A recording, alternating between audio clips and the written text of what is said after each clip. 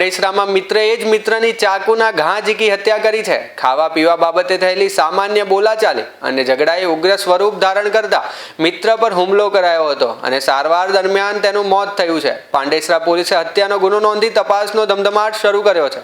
પોલીસે આસપાસના સીસીટીવી પણ તપાસ માટે લીધા હતા। પાંડેસરા પોલીસે ગુનો નોંધી તપાસ શરૂ કરી હતી।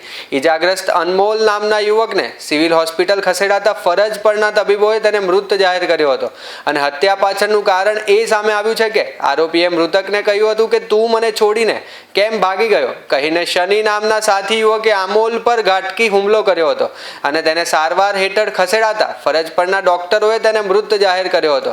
પોલીસે મૃતદેહને પીએમ માટે ખસેડ્યો છે અને પીએમ થયા બાદ મૃતદેહ પરિવારજનોને સોંપવામાં આવશે। ઘટનાની જાણ થતાં પાંડેસરા પોલીસે ત્વરિત કાર્યવાહી કરી ગણતરીના કલાકોમાં આરોપી શનિને ઝડપી પાડી વધુ તપાસ શરૂ કરી છે। ગઈકાલે સાંજે પાંડેસરા વિસ્તારમાં વેદનગર પ્રેમનગરમાં રહેતા બે વ્યક્તિઓ અમોલ અને સન્ની નાઓ સાંજે સલાબતપુરા વિસ્તારમાં જમવા ગયેલા હતા અને અમોલને કોઈપણ કારણોસર મોટાભાઈને લેવા પરત આવવું પડેલું અને પોતાના મોટાભાઈને લેવા અહીંયા આવેલો દરમિયાન સન્નીએ ઉશ્કેરાઈ જ ગયેલો અને પોતાને ત્યાં મૂકીને કેમ આવી ગયેલ છે તેવી રોષથી લાગણી ભડકી ઉઠે, જેના આધારે આવીને સલાબતપુરાથી સીધા તેણે અમોલ પર છરી વડે હુમલો કરેલ અને છાતીના ભાગે વાગતા વાઇટલ પાર્ટ પર ઈજા થતાં અમોલનું મૃત્યુ થયેલ છે।